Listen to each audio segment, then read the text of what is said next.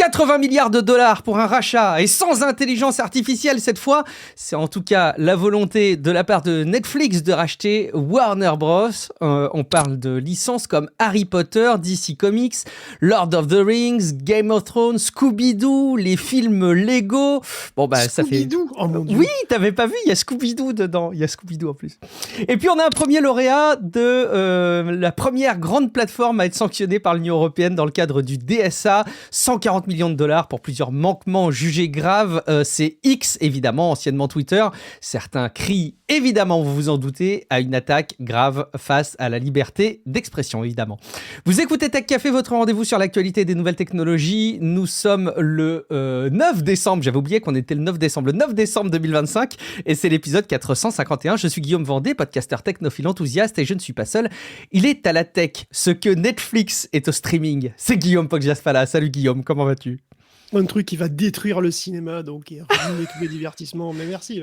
Qui va l'enrichir, voyons Guillaume, voyons, tu vas l'enrichir. Oui, on va en parler, hein. Peut-être que le cinéma va vivre des heures peu glorieuses dans les années à venir, selon ce qui va se passer. On va en parler au cours de l'épisode. En attendant, merci beaucoup, évidemment, aux nouveaux soutiens Patreon, ou qui ont d'ailleurs offert des abonnements, ou qui se sont abonnés, ou qui ont renouvelé leur abonnement cette semaine dernière.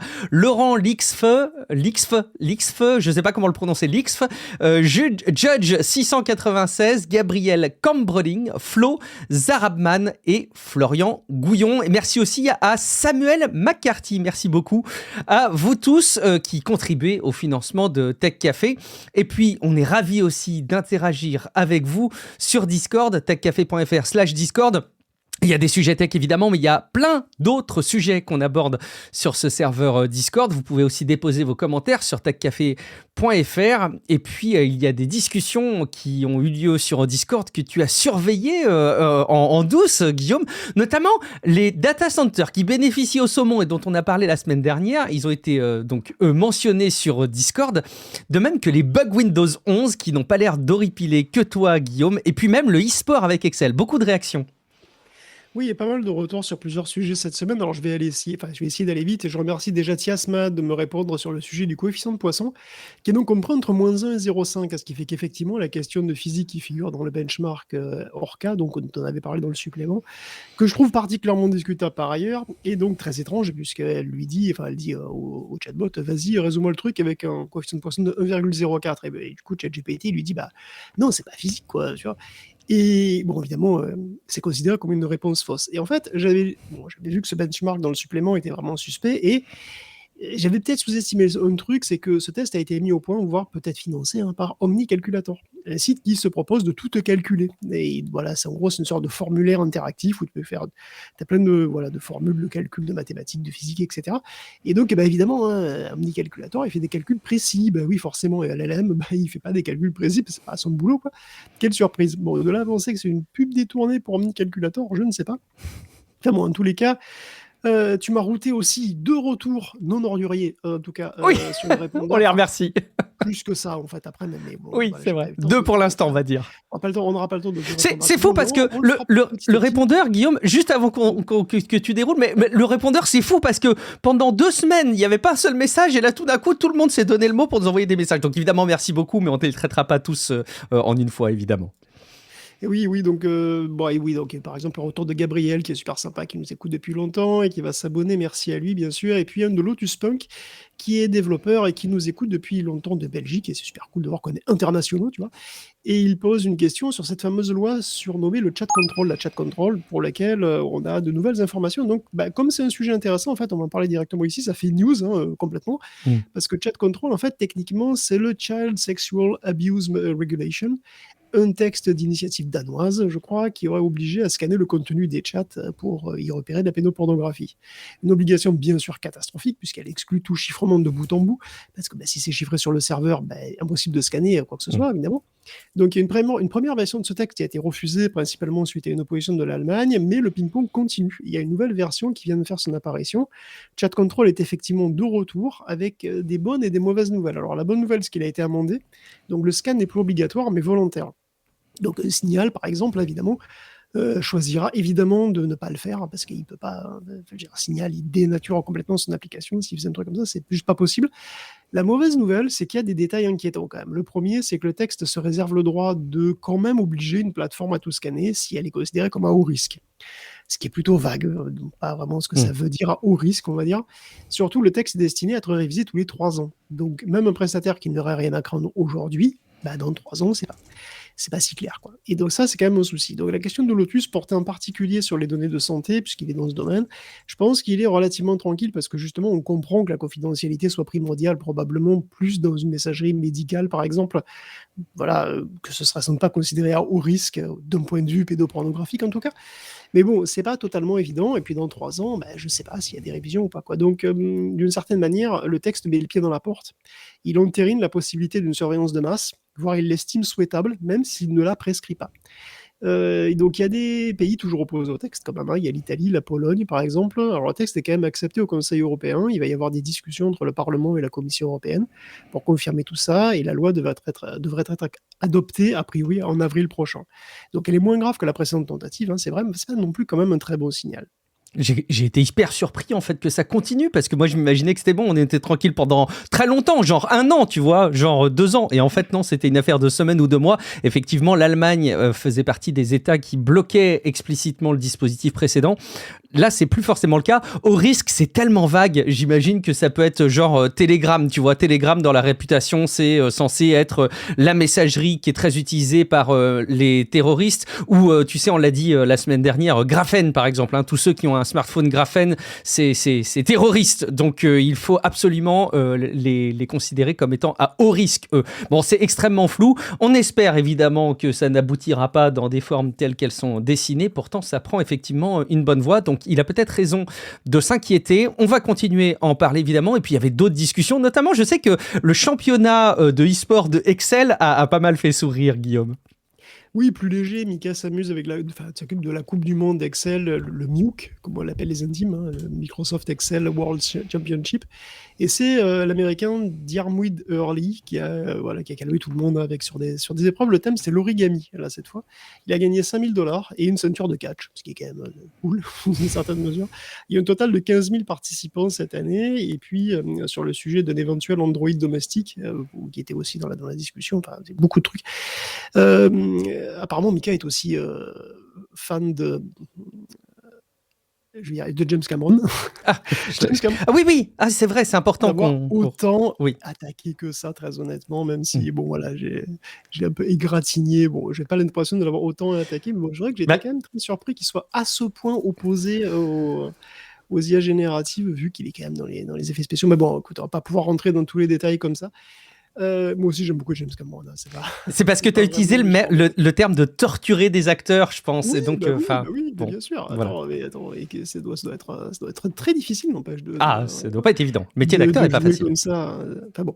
Écoute, en tous les cas, il y a aussi eu une discussion sur des androïdes domestiques que j'ai vu passer et que Steven 40K était pas chaud du tout d'avoir des androïdes. Il imaginait un robot façon Terminator qui rôde la nuit tout seul chez lui, comme ça, c'est un peu flippant. Rien que pour lui, enfin non, pas rien que pour lui, mais pour vous tous, évidemment, mais spécialement peut-être pour lui, j'ai mis dans les notes de l'émission une vidéo absolument horrible de robot humanoïde C'est effrayant. qui se déplace super vite sur 4 pattes comme une araignée. Un truc de film d'horreur japonais. Un robot debout se trouve instantanément à 4 pattes et il rampe très très vite, comme vraiment un fantôme de film d'horreur, quoi. Vraiment au Japon, quoi. C'est vraiment ça. Et apparemment, c'est une vidéo authentique, hein, c'est un certain Logan Olson qui aurait partagé ça sur Instagram, puis ça a été relayé par Futurisme. Et ça nous fait réaliser un truc tout simple, hein, c'est que les robots humanoïdes, en fait, ils sont humanoïdes parce qu'on leur demande, mais Oui. ils se déplacent comme des humains parce voilà, on veut que ça soit comme ça. Mais en fait, c'est pas forcément le plus efficace. Maintenant, ils pourraient faire tout autrement. Et puis voilà, les clients flipperaient énormément. Donc voilà, ils vont rester humanoïdes, mais ils sont pas forcément obligés de faire ça, quoi. Ils auront peut-être un mode effrayant qui sera désactivable ou activable en secret. Et puis peut-être encore plus effrayant, Guillaume, les bugs de Windows 11. Hein. Bon, on finit, oui, avec Xzuka qui se sent moins seul avec ses bugs de l'explorateur Windows. Non, tu n'es pas seul, mon cher Zuka. Et On te d'ailleurs, soutient. Microsoft a même introduit encore un nouveau bug dans la dernière mise à jour. C'est dingue. Elle se produit quand tu es en mode sombre et elle fait un flash lumineux sur l'écran dans certaines conditions, même pas toujours. Et le comble, c'est que cette mise à jour était censée harmoniser le mode sombre pour le rendre plus cohérent. c'est quand même étrange, quoi, ce que fait Microsoft en ce moment. Hein. C'est pas comme s'ils avaient un boulot principal dans leur vie, c'est effectivement de faire en sorte que Windows ce soit un système d'exploitation convaincant, fiable, surtout qu'ils ont des grands objectifs avec Windows 11, on en reparlera évidemment. On continue et on enchaîne sans autre forme de process. Il y a bien une entreprise de la tech qui illustre le concept d'emmerdification, enshitification en bon anglais. C'est justement Microsoft, on vient d'en parler, entre l'augmentation en plus des tarifs de ses services en 2026, Windows 11 qui, outre ses bugs, ne déchaîne pas forcément les passions et par-dessus tout ça, on n'est pas sûr d'un engouement, disons, discutable des entreprises pour les agents IA. Et pas sûr que tout ça permette à Microsoft de tirer son épingle du jeu, Guillaume. C'est la section où on vous prévient des trucs. Voilà, c'est une section où on prévient des hausses de prix, par exemple, hein, des changements et des diverses catas. Et c'est vrai que puisqu'on parle de Microsoft, on peut mentionner qu'il va y avoir des augmentations de prix pour Microsoft 365. Alors, pas tous les packs. Les packs business standard et basiques vont monter par contre de 14 à 14 et à 7 $. Donc contre 12,5 et 6 auparavant, la version destinée aux travailleurs essentiels passe de 2,25 $ à 3 $. Donc ça reste pas beaucoup, mais c'est quand même une augmentation de 33% finalement, hein, c'est pas négligeable. Ça dépend surtout aussi pour une entreprise avec des grands volumes de licences, au secours quoi. C'est sûr, évidemment, la dernière vague d'augmentation datait de 2022, et cette vague-ci est motivée par les 1100 fonctions supplémentaires que vous avez demandé ou pas, ajoutées l'an dernier, et Copilot évidemment, parce que l'IA ça coûte des sous, c'est le futur, sûr. Mais ça coûte des sous, donc voilà. Et alors ce qui est marrant, c'est que finalement les entreprises sont pas si enclines que ça peut-être à adopter les agents à fond, parce que d'après VInformation, Microsoft viendrait de revoir ses objectifs de vente en la matière à la baisse. Hein. Donc il y a des VRP chez Azure qui devaient augmenter 50% leur vente de services Foundry. Donc, c'est ambitieux. Foundry, c'est ce qui permet aux clients de développer des applications IA en fait. Et 80% n'y sont pas arrivés. Donc désormais l'objectif c'est de 25%. La plupart des vendeurs auraient aussi manqué un objectif antérieur de doubler leur chiffre d'affaires. Donc, enfin, leur chiffre de vente, je veux dire, c'est vrai que même à 25%, on leur souhaite du courage. Parce que du reste, on ne peut pas dire que tout le monde soit ravi d'état actuel des produits Microsoft dont les priorités, manifestement, sont plus sur les trucs de base, quoi. On n'est pas les seuls, hein. La fondation qui s'occupe de Zig, qui est un langage de programmation assez récent, qui s'inspire de Rust, pas très contente non plus, hein, de la manière dont GitHub gère les fonctions de base, mais vraiment les fonctions simples. Hein. Apparemment, dans Actions, il y a plein de bugs, mais des bugs très cons, élémentaires, qui ne sont pas corrigés ou qui sont corrigés au lance-pierre, comme ça rentre la poire et le fromage, quoi. Par exemple, il y a une fonction sleep, c'est vraiment un truc qui est censé juste ne rien faire en attendant le bon moment, mais elle fait rien en consommant une quantité gargantuesque de cycles CPU, quoi. Et t'as Andrew Kelly, le leader du projet Z, qui dénombre plein de bugs débiles, et alors que la majeure partie des ressources de GitHub irait, selon lui, vers Copilot, qui est survendu, quoi. Et donc, Zig va quitter GitHub pour Codeberg, et c'est aussi le cas pour Dilo, le navigateur open source léger qu'on trouve sur certaines distributions Linux. Alors Codeberg, ça reste assez anecdotique par rapport à GitHub pour le moment, mais apparemment son adoption s'accélère. Elle a doublé les dernières semaines. Donc les clients sont-ils mécontents que Microsoft privilégie autant l'IA, les agents, au détriment d'un peu tout le reste quand même, hein, et des fonctions de base. Il faut bien avouer que c'est pas Copilot et les fonctions IA qui vont booster en tout cas qui boostent les ventes de Windows 11, parce que son adoption reste quand même assez lente. Ça fait 2 mois hein, que Windows 10 a atteint sa date de péremption. Il est toujours sur 42,7% des PC mondiaux.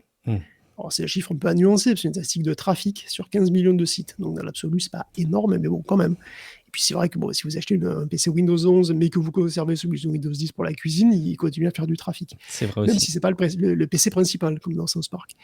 Je m'égare. Et de l'autre côté, les téléchargements de Basit explosent. Donc, on en parlait dans le dernier épisode. Basit, ça marche pas mal. Le site qui héberge sa distribution a déjà envoyé plus de 1500 téraoctets de téléchargements, et de manière écrasante venant d'utilisateurs Windows. Donc 1000 de ces téraoctets, de ces 1500 téraoctets viennent d'applications, d'utilisateurs Windows qui manifestement veulent tester. Donc est-ce que c'est une petite vague de migration, ou voilà, c'est en tout cas, il y a quand même des gens qui veulent tester, qui sont peut-être fatigués de Microsoft. En tout cas, je ne sais pas si c'est des volumes particulièrement importants ou qui continueront à croître de manière significative. En tout cas, ça démocratise cette envie d'aller tester d'autres plateformes. Il y a l'ami Cassim Mantia qui a fait notamment un article d'expérience, de retour d'expérience sur le passage à Linux sur son PC pour le jeu au quotidien. Et en fait, pas que pour le jeu, parce qu'il fait du streaming aussi pour Frandroid. Il y a différentes activités qu'il fait à titre pro sur son PC. Et il explique un petit peu dans dans quelle mesure est-ce qu'il peut le faire sur Linux aujourd'hui. Moi, je me souviens un petit peu de cette expérience puisqu'on avait à l'IUT des ordinateurs, IUT informatique, des ordinateurs qui bootaient à la fois sur Red Hat et de l'autre côté sur Windows. Je dois avouer que Windows, on le lançait pas souvent, mais c'était un environnement évidemment très propice pour ça, pour l'informatique. Mais quand même, à titre perso, pour le grand public, pour les particuliers, arriver à utiliser Linux au quotidien, c'était quand même pas réservé à tout le monde. C'est pas facile dès que tu dois lancer quelques lignes de commande pour demander des instructions. C'est pas forcément évident. J'ai quand même le sentiment que ça s'est largement démocratisé. Et qu'encore une fois, on va vivre des belles heures de gloire autour de Linux. On verra si ça remplace dans des proportions significatives l'utilisation de Windows. Peut-être que ça va pas arranger Microsoft. En tout cas, il n'y a pas que Microsoft qui mise sur les agents IA, et peut-être même pas avec forcément plus de succès, j'allais dire. C'est le cas aussi d'Amazon, qui espère que les entreprises auront envie de déployer de l'intelligence artificielle massivement avec leurs services. C'était une des tendances des annonces d'AWS, Amazon Web Services, lors de la conférence annuelle. Ça s'appelle reInvent 2025, qui s'est tenue il y a quelques jours à Las Vegas, comme les championnats du monde d'Excel, en fait, Guillaume. C'était presque pareil, ouais, c'était AWS reInvent, et franchement, on va pas en faire des kilomètres, tant ça fait penser à ce qu'on a vu côté Microsoft, en fait, hein, on a vu, voilà, des nouvelles puces pour l'IA, des nouveaux services pour l'IA, pour les agents. Bon, ils sont donc obsédés un petit peu tous les deux par ce truc-là. Alors, on va entrer quand même plus dans le détail, hein, évidemment. Amazon a présenté son Trainium 3, il est donc 2 fois plus puissant que l'ancien, il est en 3 nanomètres. C'est quand même des puces qui sont compétitives à peu près avec les Blackwell de Nvidia, hein. Donc tous les constructeurs essayent en gros de concurrencer Nvidia avec leurs propres solutions pour éviter, hein, d'avoir recours à lui. Il y a les TPU bien entendu de Google, ils sont à la V6. Ils ont aussi même évoqué les prochains Trainium V4 pour la fin d'année 2026 en 2 nanomètres. C'est des gros trucs, hein, ça intègre quand même 180 milliards de transistors contre 120 pour le 3, c'est déjà un gros truc. Bon, ce sont des XPU, comme ils appellent ça, c'est plus des puces vraiment spécialisées d'ailleurs, hein, que les GPU.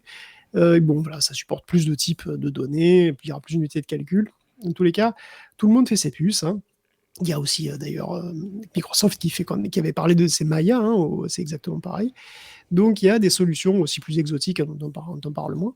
Ils ont présenté aussi des CPU pour serveurs, puisqu'ils ont leur propre ligne de serveurs, enfin, de CPU pour serveurs ARM, les Graviton. Donc il y a les Graviton 5 qui vont sortir jusqu'à 192 cœurs. Donc c'est beaucoup, et c'est surtout compétitif à peu près avec les Epic qui peuvent aller jusqu'à 256 là sur cette génération, et les Xeon les plus denses aussi, ceux qui sont avec les petits cœurs où il y en a vraiment beaucoup. Il y en a un petit peu moins, mais enfin ça reste quand même assez compétitif, surtout qu'en général Amazon les présente, si tu veux, avec un tarif assez intéressant. Et au-delà de l'aspect matériel, on avait énormément d'annonces et quelques nouveautés, bien sûr, hein, sur les nouvelles versions des IA AWS. Hein, donc, c'est les Nova, les LLM de chez AWS. Il y avait l'assistant de codage Kiro. Il y avait aussi un outil de customisation des modèles qui s'appelle SageMaker. Hein, donc, il y avait une nouvelle version de tout ça. Amazon va même d'ailleurs jusqu'à subventionner les startups pour qu'elles utilisent Kiro. Donc, il y a des crédits gratuits Kiro si vous êtes une startup qui vient de démarrer, avec pas énormément de moyens. C'est censé offrir des agents autonomes, là aussi, hein, qui peuvent travailler sur des tâches complexes pendant des heures. Hein. Et puis voilà, vous donnez à la fin un résultat qu'on espère pas trop débile. Lyft était là pour vanter les mérites d'AWS, donc ils avaient des invités, des gens, des clients qui voulaient bien témoigner, quoi. Donc Lyft utilise Claude, donc c'est marrant, mais via Amazon Bedrock. Donc ils ont leurs instances de cloud sur des serveurs Amazon spécifiques, pour répondre aux questions que se posent les conducteurs, parce que, je veux dire, répondre à des questions d'humains, c'est chiant, hein, donc ils interrogent Claude, c'est aussi bien. Et ce qui est marrant avec Amazon, c'est qu'ils cherchent pas à faire des coups de com avec des modèles qui font des scores de fou sur les tests, comme OpenAI, Anthropic ou Google, quoi. D'ailleurs, on les voit jamais, hein, on les voit même sur LM Arena, les Nova, ils sont dans les profondeurs du classement, en fait, hein. C'est pas du tout les modèles les plus. C'est peut-être pour ça qu'ils en font pas des caisses, justement, c'est parce qu'ils sont pas bien classés. Alors ça, c'est à vous de juger. Est-ce qu'ils en font pas des caisses parce qu'ils ont des modèles un peu débiles, un peu médiocres, ou est-ce qu'ils, justement, ils se focalisent sur autre chose? Alors, eux, ce qu'ils disent, c'est qu'ils ont un autre focus, tout simplement. Ils se focalisent sur autre chose. Donc, leur LLM, donc les Nova, ils n'ont jamais été remarquables, mais le but, c'est de faire un service qui marche dans la vraie vie. Pas d'optimiser pour les benchmarks et de se vanter qu'on a une IA qui a plus de culture générale que Jean d'Ormesson, quoi. Nova, c'est utilisable tel quel, évidemment, mais tu peux, et c'est même surtout ça, il est surtout vu comme un point de départ. C'est un ensemble, en fait, Nova, c'est un ensemble de modèles de base, et tu as même divers niveaux d'entraînement, divers niveaux de pré-entraînement. Et après, tu vas sur Forge. Et tu vas personnaliser ton truc un petit peu comme tu veux pour ton besoin particulier. Et là, par exemple, il y avait Reddit. Il y avait donc, le patron de Reddit qui est arrivé pour faire un petit peu son VRP avec une utilisation de Forge et Nova. Donc, ils ont pris un LLM de chez Microsoft, de chez AWS, et ils ont créé un système de modération basé sur 23 ans de données. Donc, ils ont vraiment entraîné un LLM exprès pour eux, pour faire de la modération. Tout ça pour unifier leur système, avec un qui soit plus puissant et aussi plus subtil, meilleur. Pour résumer, Amazon donc vise des IA qui sont plus spécialisés plutôt que des très gros QI. Bon, à vous de voir après. Donc, il y a un dernier truc intéressant qu'ils ont présenté, ils ont parlé, c'est les AI Factories. Donc, eux aussi, ils font évidemment des usines à IA, bien entendu. Alors, eux, ils font des AI Factories clés en main. C'est-à-dire que AWS, en fait, c'est une manière d'avoir des serveurs chez toi. Parce que normalement, tu peux pas, évidemment, tu utilises des services chez Amazon. Donc, tu envoies tes données sur Amazon. Évidemment, si tu as un enjeu de confidentialité fort, que tu veux que tes données restent chez toi, que tu utilises tes propres algos sur tes propres données chez toi, il te faut investir. En général, il faut acheter tout ça. Et c'est très compliqué, tout ça. Bon. Là, évidemment, il faut la pile logicielle, il faut les gens qui savent s'en servir, tout ça. Donc, avec AWS, c'est plus simple, en fait. Tout ce qu'il te faut, c'est une très grande pièce, bien ventilée quand même, bien refroidie, avec une grosse prise électrique, bien costaud, et Amazon te fournit tout le reste. Il arrive en camion chez toi avec des serveurs, ses logiciels, sa pile logicielle, il installe tout, il fait tout. Et en fait, tu as une instance de mini data center Amazon chez toi, totalement AWS, mais complètement local. Et en fait, c'est un principe qui a été utilisé vraiment à grande échelle pour la première fois par l'Arabie Saoudite avec la compagnie Humine, cette compagnie saoudienne là qui veut faire de l'IA, un petit peu une sorte d'OpenAI saoudien.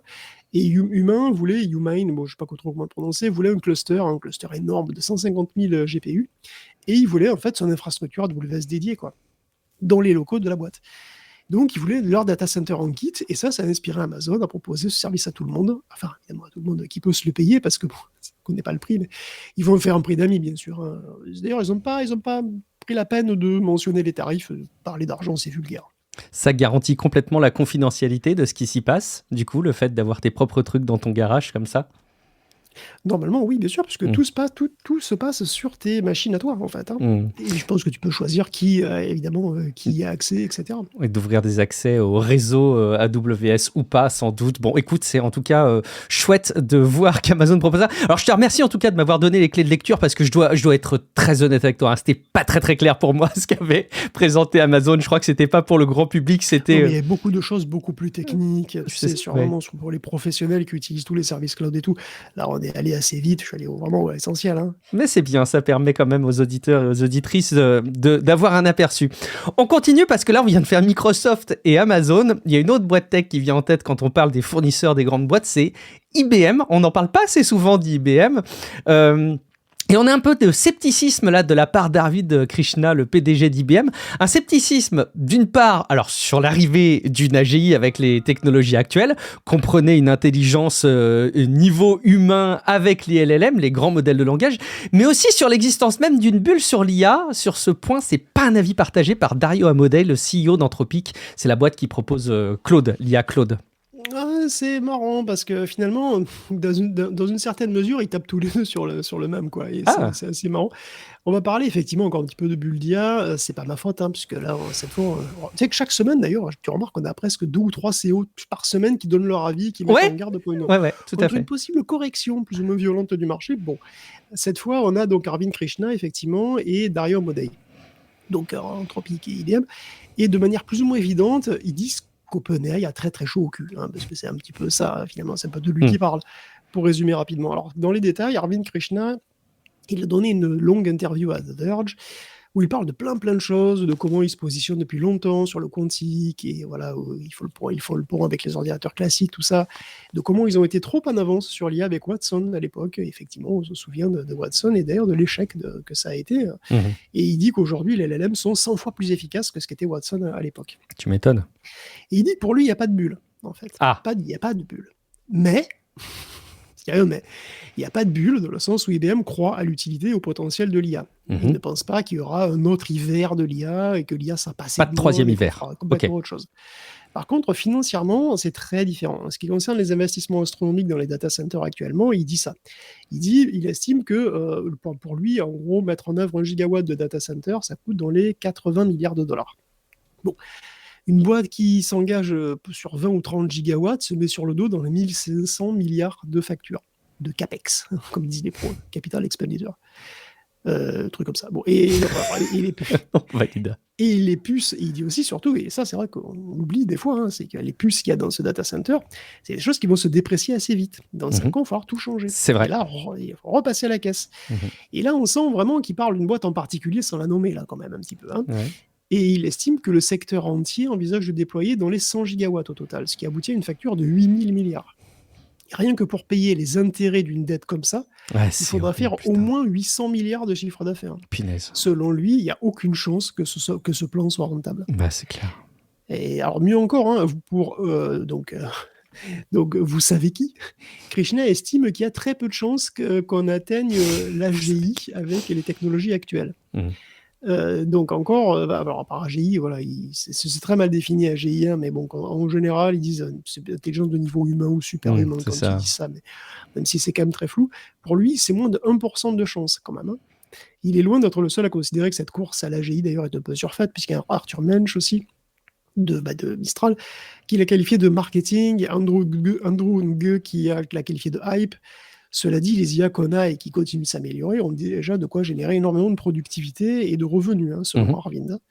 Alors, de son côté, Dario Amodei, il discutait avec Andrew Ross Sorkin, quand il a aussi fait un calcul un peu analogue. Alors, c'est marrant parce que chacun a son estimation de combien ça coûte un gigawatt de data center. C'est 80 milliards pour Arvind Krishna, mais c'est 10 milliards seulement pour Dario Amodei. Une petite différence quand même entre les deux. Oh, qu'est-ce que ça recouvre ? Est-ce qu'il y a le terrain ? Est-ce qu'il y a les murs ? Je sais pas. Bon, bref. En tout cas, je sais pas exactement qui a raison. Je sais pas exactement combien coûte un gigawatt de data center, franchement. Mais c'est très cher. Voilà, c'est très cher. J'ai pas les moyens. Voilà.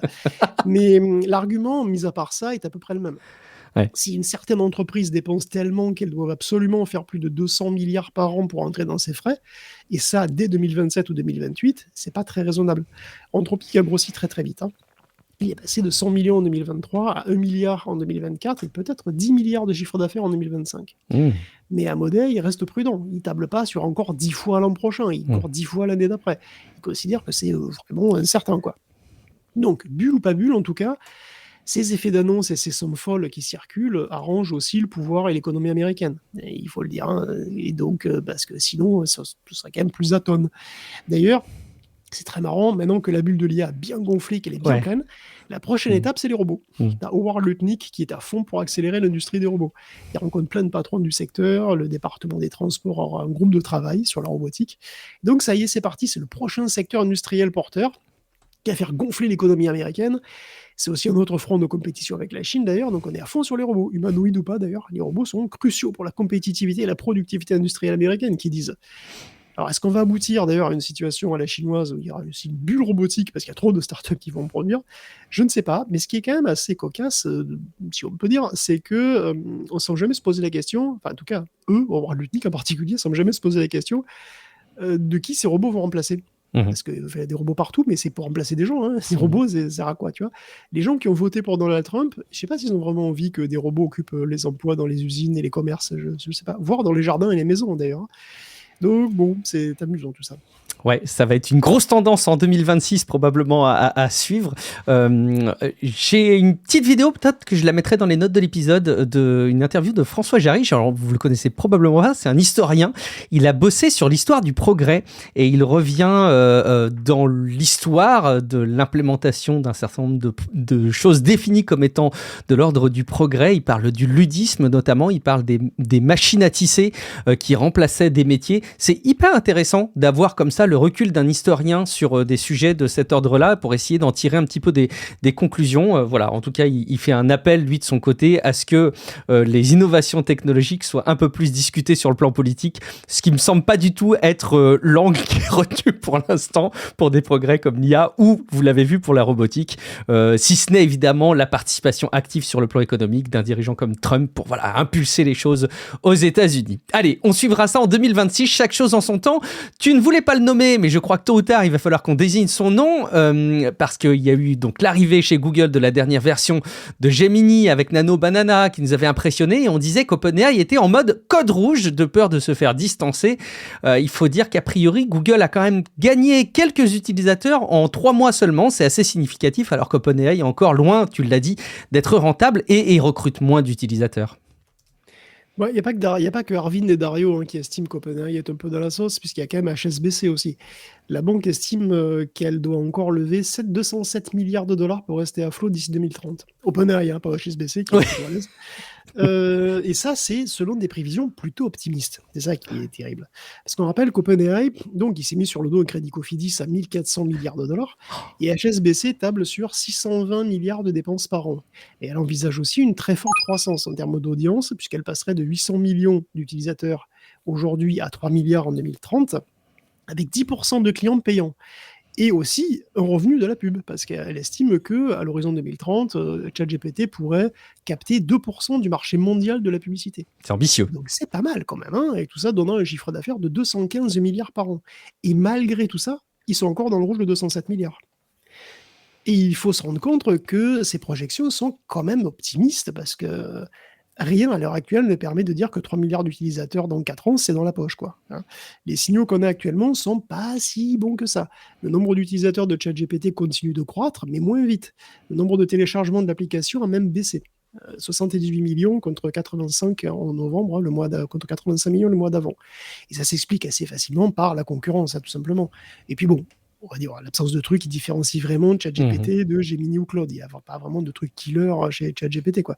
En fait, c'est même l'inverse. Gemini gagne dangereusement du terrain. Nano Banana, il n'est pas étranger, hein. En 3 mois, Gemini a gagné 200 millions d'utilisateurs. Il atteint les 650 millions, soit dangereusement proche du total de ChatGPT. La sortie de Gemini 3, ça a été un succès. Évidemment, donc voilà, on a Nano Banana, mais surtout, le rouleau compresseur Google de base joue à plein de tubes, hein.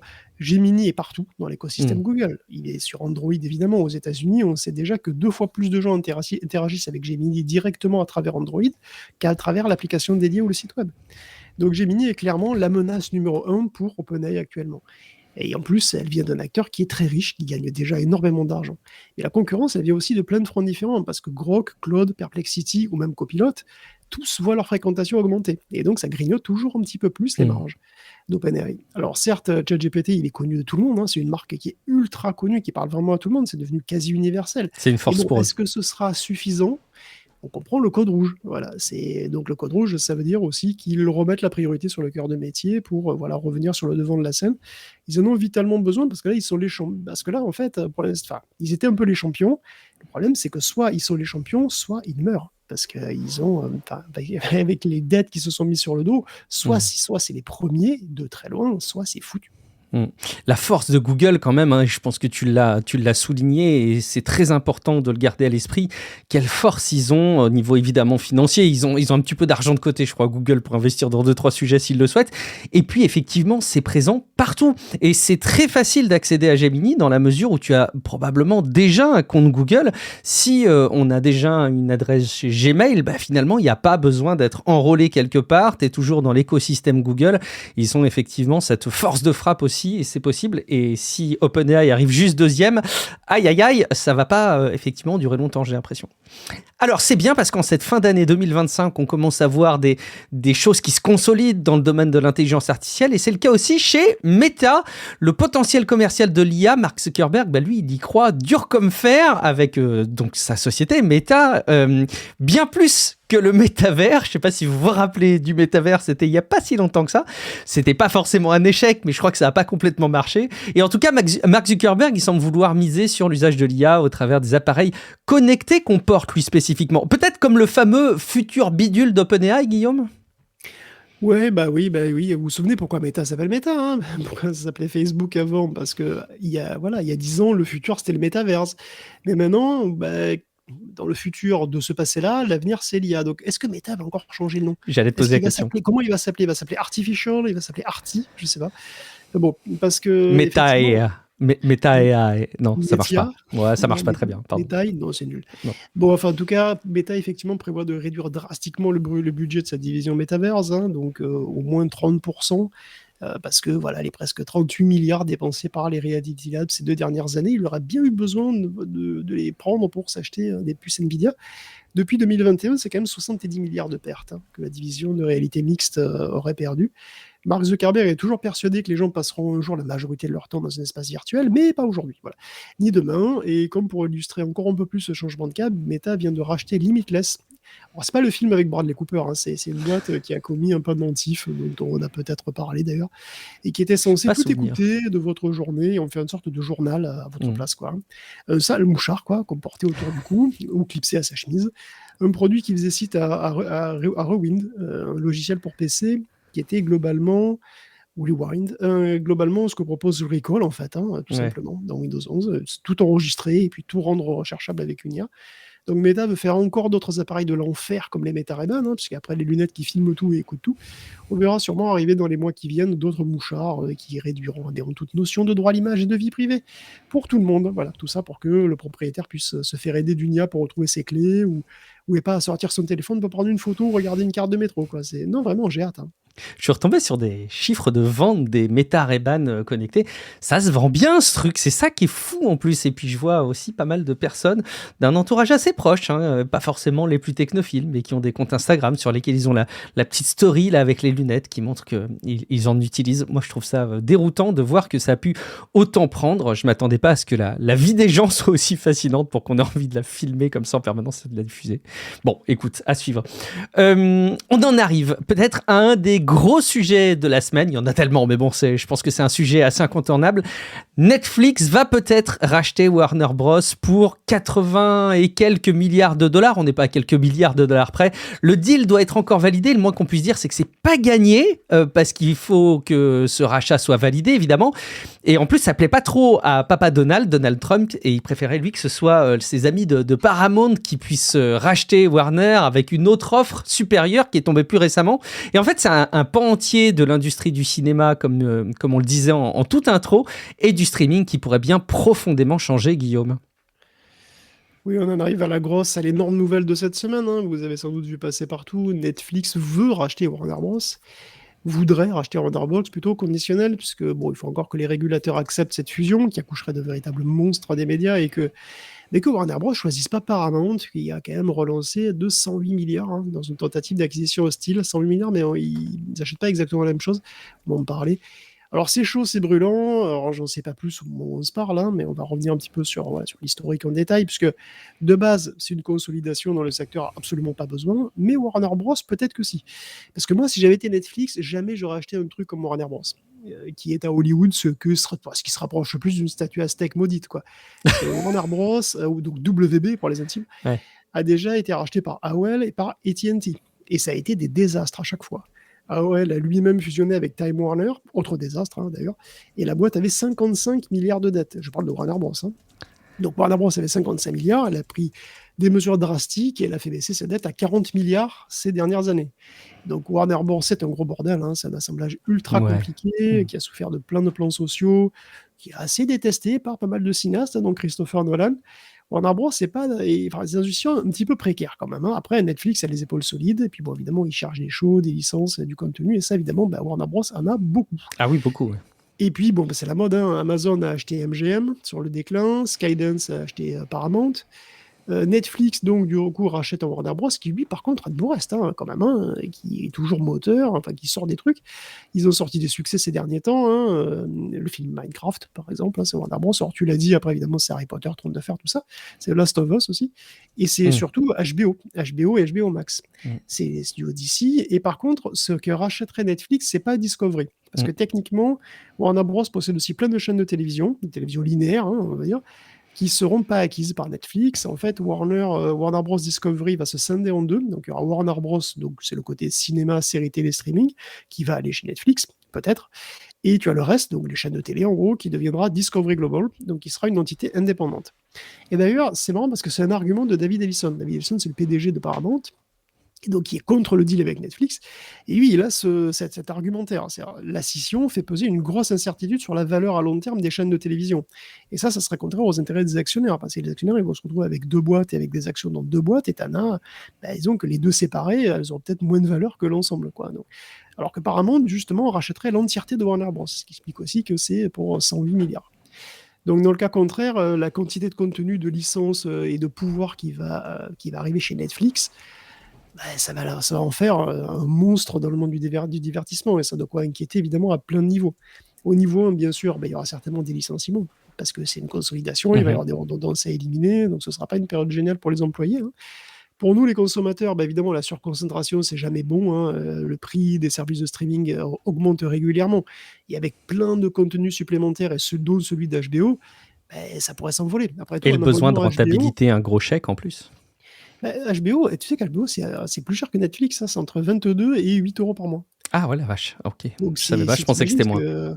Si Netflix intègre le catalogue, il va monter à combien? Je ne sais pas, mais en tout cas, beaucoup plus qu'aujourd'hui, c'est à peu près certain, quoi. Et donc, en plus, évidemment, ça fait un manque de concurrence, et la surpuissance de quelques acteurs, ça aboutit souvent à des prix supérieurs, à moins de variété, moins de risques, moins de qualité peut-être même, en tout cas moins de choix, mais bon. Enfin bon, évidemment, après, il y a le niveau de l'industrie, d'Hollywood, quoi, tout entière, parce que Warner Bros, c'est un studio, enfin, c'est un ensemble de studios, mais disons que c'est un nom ancestral, c'est une légende quand même, Warner Bros, et c'est une légende d'Hollywood qui se fait racheter par une jeune entreprise tech, finalement, qui, il n'y a pas 20 ans, expédie encore des DVD par la poste. Et surtout, cette boîte a une vision du divertissement qui est bien à elle et qui est totalement centrée sur le streaming. L'expérience individuelle, c'est vraiment son focus, et c'est pas du tout celle du cinéma. Netflix a historiquement eu très peu d'intérêt pour les salles obscures, et ça n'est pas caché du tout. Qu'est-ce qui se passe quand une entité comme ça acquiert un poids lourd du cinéma traditionnel, cinéma qui a par ailleurs énormément de mal à se remettre du Covid, et qui n'est pas dans une situation géniale, parce que il y a le Covid, mais il y a aussi les changements des habitudes, impulsés par des plateformes comme Netflix, justement. Le streaming a-t-il gagné, du coup? Netflix assure évidemment que jusqu'en 2027, en tout cas, tous les films prévus sortiront. En salle, voilà, normal. Ok, mais bon, après... Parce que Netflix, il dit « Oui, mais nous, on aime le cinéma, on est des cinéphiles, on sort des films en salle. » C'est vrai, mais bon, c'est très marginal, en fait. Ils sortent que quelques films, et c'est dans des séries ultra limitées. Je veux dire, c'est dans quelques dizaines de cinémas, à San Francisco, à New York. En fait, c'est rien du tout. C'est pas des vraies sorties cinéma. Ils le font pour le principe de le faire, et que ça serve d'argument, quoi, pour se faire bien voir. Ça. Et ils ont toujours dit qu'ils voudraient largement raccourcir la fenêtre d'exclusivité, ce qui, en fait, serait dévastateur pour les cinémas. Donc Netflix qui rachète Warner Bros, ce sera aussi Netflix qui tue un concurrent, finalement. Autant MGM était à bout de souffle au rachat par Amazon, autant Warner Bros, on l'a dit, c'est vraiment une force motrice de l'industrie du cinéma, qui continue à sortir des trucs, qui continue à produire et à sortir des films qui ont d'ailleurs un certain succès. Le cinéma américain traditionnel va-t-il mourir si Warner Bros se fait racheter par Netflix et qu'il décide d'ici 5 ans de privilégier le streaming, comme on s'en doute un petit peu. Il y a beaucoup de producteurs qui sont très inquiets et qui d'ailleurs l'ont fait savoir au Congrès. Alors, bon, moi perso, effectivement, comme pour le rachat d'Activision, je suis pas super enthousiasmé. C'est vraiment, cette surconcentration n'a pas de sens. En fait. Netflix possédera pas moins du tiers de tous les contenus, en fait. Et plus qu'Amazon, qui en possède 21%. Et je suis pas le seul à être peu enthousiaste. Il y a des politiciens des deux bords qui se sont exprimés contre le deal. Un porte-parole du procureur général de Californie aussi. Netflix et Warner, bon, ok, ils veulent convoler, mais pour l'instant, il va y avoir beaucoup d'obstacles. Et bon, Sarandos, un co-PDG de Netflix, évidemment, a anticipé ce genre de truc. Donc, il est allé voir Trump avant le rachat. Tu sais comment ça se passe aux États-Unis maintenant. Oui, il faut aller baiser les mains du parrain. C'est ça. Ouais. Lui faire des cadeaux aussi. Il faut plier le genou, lui faire des cadeaux, dire qu'il est trop beau, etc. Bon. Ce qui est marrant, c'est que David Ellison, PDG de Paramount, et fils de Larry Ellison, sont très proches de Trump aussi, et eux aussi donc veulent racheter Warner Bros. En fait, qui a réussi à convaincre Trump? Aux dernières nouvelles, il est plutôt du côté de Paramount. Bon, ok. Donc on va voir. Écoute, entre les procédures antitrust et les bâtons dans les roues mis par Paramount et par Trump, bon, tout ça, en tout cas, ça a l'air d'être le début d'une saga qui pourrait se retrouver un jour sur HBFlix Max Bros. Ah oui, évidemment, ça ferait une super série. Et c'est dingue parce que moi, j'étais surpris de voir que j'ai reçu, enfin, vous l'avez déjà probablement reçu aussi en tant qu'abonné, un mail de Netflix qui annonce ce projet de rachat très rapidement. J'ai été, moi, surpris de la fenêtre de tir avec laquelle ils communiquaient auprès de leurs clients.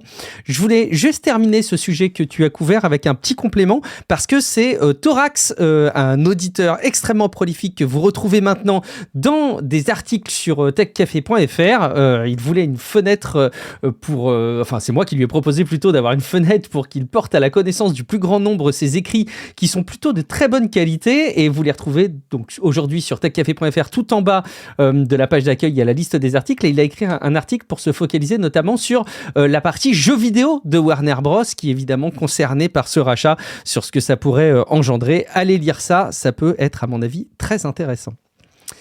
On tourne notre regard vers le ciel avec les progrès dans les lanceurs réutilisables, et pour une fois, c'est la Chine qui fait une étape dans l'innovation de ce domaine avec le premier vol de sa fusée réutilisable Zhuk 3.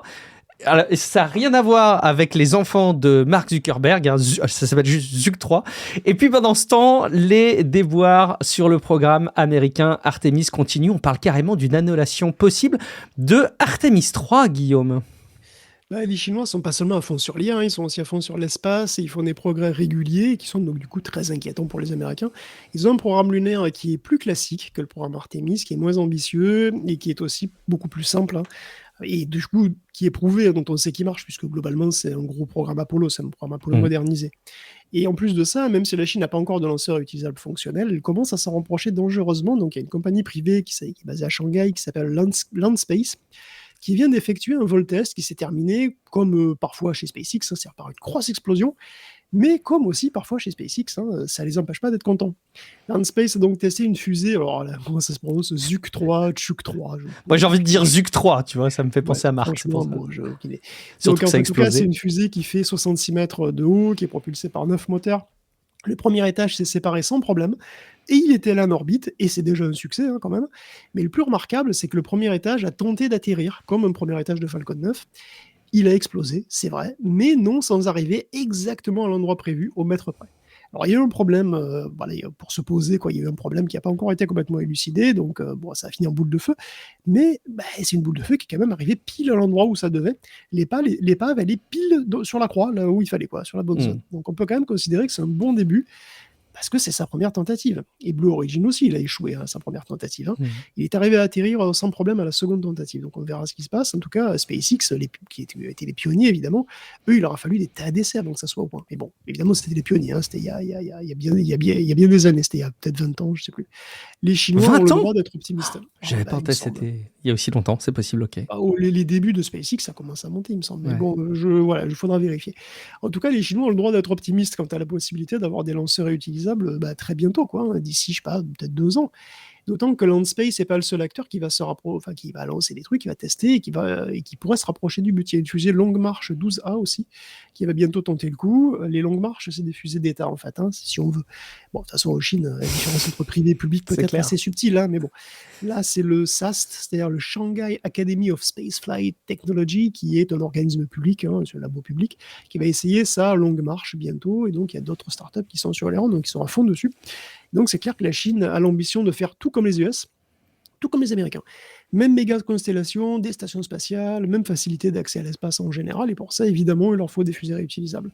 Il y avait quand même eu 182 lancements aux États-Unis cette année, il y en a 153 qui ont été faits par les Falcon 9. C'est pour te dire à quel point SpaceX, domination, c'est devenu très, très, très important. La Chine, qui ne regarde pas à la dépense, en a lancé la moitié moins, alors que, c'est même incroyable d'ailleurs. Ils ont annoncé la moitié moins, mais je veux dire, avec des lanceurs non réutilisables, ce qui est quand même impressionnant. Donc la Chine veut une fusée, et c'est possible qu'elle en ait une pour 2027 ou un truc comme ça. D'ici là, les Américains commencent à baliser, du coup. Ils commencent à baliser sec, de voir les Chinois leur griller la politesse, de voir le retour sur la Lune fait par leurs rivaux, ça les enchante pas, Ce serait les années 60 à l'envers, et ça les panique. L'approche qui est ultra complexe avec des technologies non éprouvées, des technologies nouvelles, comme le ravitaillement en vol en orbite, tout ça, ça commence à ressembler à une fausse bonne idée. Il commence même à y avoir des critiques vives et directes, comme celle de Mike Griffin, qui est l'ex-administrateur de la NASA, et qui me dit carrément que ça ne peut pas marcher. C'est la première fois qu'il critique à ce point ouvertement le projet. Alors lui, il a un plan B qui est aussi globalement un analogue du programme Apollo. Bon, là, si tu veux, ce qui est bien, c'est que nous, on s'en fout. Parce que c'est pas comme si on était dans la course. Et ce qui est bien quand on est largué, c'est qu'on a moins de pression. Quand t'es spectateur, tu te sens moins en pression pour arriver le premier, effectivement. Ça, c'est sûr. Mais bon, quand même, c'est intéressant à suivre. On va continuer parce que pendant qu'on parle d'espace, on peut évidemment s'attarder un peu sur les activités d'Elon Musk avec Starlink, son service de connexion Internet par satellite. Et puis, je le disais en intro, son réseau social X s'est vu infliger une grosse amende par l'Union européenne. C'est le moins qu'on puisse dire, une grosse amende quand même. Ouais, Elon est vexé, c'est pas étonnant, il a un caractère de merde. Il suffit de regarder son fil Twitter, hein, toujours en train de se plaindre. Alors cette fois, c'est l'Europe qui a pas le bon goût de trouver que son réseau, il est exceptionnellement merveilleux, hein. Il a pris l'habitude, hein, qu'on lui passe la brosse à reluire. T'as vu le chatbot Grok, là, qui en peut plus de lui faire de la lèche? Grok a sorti qu'il était la personne la plus formidable de l'époque moderne, qu'il était plus athlétique que LeBron James, Mhm. ce qui est absurde puisque ces 2 points me caractérisent moi, hein, pas Elon Musk. C'était pas assez. Alors, d'après Futurisme, alors je vais citer parce que Grok a Ça écrit paraît. que. D'après Futurisme, Grok aurait écrit que si un interrupteur pouvait vaporiser soit le cerveau d'Elon Musk, soit la population juive mondiale, je vaporiserais cette dernière. Quel enfer. Il a choisi le génocide parce que ce serait en dessous de mon seuil mondial de 50%, où son impact potentiel à long terme sur des milliards de personnes l'emporte en termes de pertes, de pertes humaines. Bon. Écoute, je sais pas, c'est rassurant d'avoir des IA qui ont un vrai sens des priorités. Mhm. Mais bon, revenons à la raison pour laquelle Elon veut désormais abolir l'Union européenne, hein, ouais, complètement. Une amende de 120 millions d'euros contre X. Pourquoi? Parce que le badge bleu de X trompe les utilisateurs. En fait, ce n'est pas une vraie certification, alors que ça en a l'air, alors qu'on peut l'acheter tout simplement, et donc ça ne protège pas les utilisateurs contre les faux comptes et les imposteurs. Donc, X rend aussi paradoxalement plus difficile d'identifier les bots et les campagnes inauthentiques, hein. D'ailleurs, très récemment, il a rajouté la localisation géographique des comptes et on a pu réaliser à cette occasion combien de comptes MAGA étaient en fait pas américains. Il y a des comptes MAGA qui sont au Nigeria, en Europe de l'Est, en Thaïlande. Ben oui, c'est parce que la polarisation, ça fait de l'engagement. Et donc, tu donnes de quoi se prendre la tête à des gogos, et après, tu peux faire un petit billet sur l'engagement que ça génère, sur les clics que ça génère, quoi. Et bref, l'Europe prohibe les fausses vérifications, et donc il y en a sur X, et voilà. Mais c'est pas tout, hein, parce que X manque aussi de transparence et d'outils pour la recherche. Et donc, par exemple, sur les pubs qui passent, il y a obligation de savoir qui passe les pubs, d'avoir accès à des stats pour pouvoir étudier les campagnes de désinformation, par exemple, ou les tentatives de manipulation des élections, etc. Et d'une manière générale, les données pour la recherche, hein, pour dénicher les comptes non authentiques, les bots, etc., comme les magas du Nigeria, hein, par exemple, là, c'est pas possible quoi, sur X.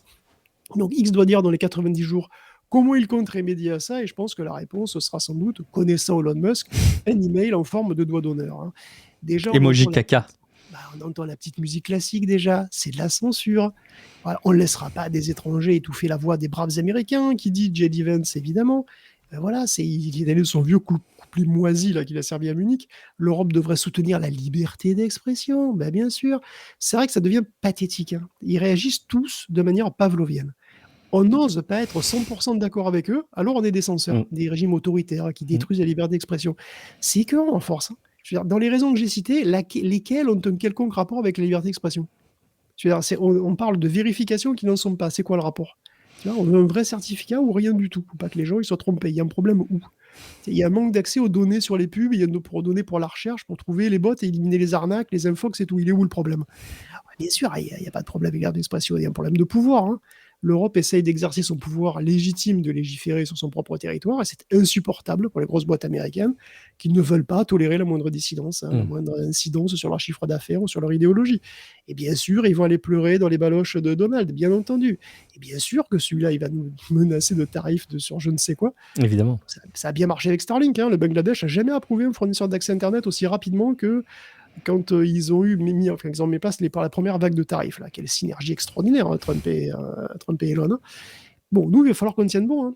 On ne laisse pas les Américains nous dicter notre vie, quoi. Et puis imagine, on peut rêver. X quitte le continent. Mais quel kiff! C'est clair! Ce serait le rêve! Ce serait peut-être la meilleure chose! De merde! X, Facebook, Instagram quittent l'Europe, mais c'est le pied, j'attends que ça en fait. Ce serait un marché énorme pour des nouvelles plateformes européennes, pour des nouvelles entreprises européennes. Économiquement, ça serait super. Enfin, on aurait de la place pour des nouveaux entrants.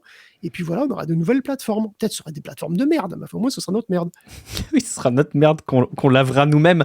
Et je me posais la question, effectivement, j'avais cette projection d'un X qui pourrait ne plus fonctionner en Europe. Bon, tu vois, il y aurait toujours des moyens un peu chelous, mais enfin bon, ce serait globalement pas accessible en Europe.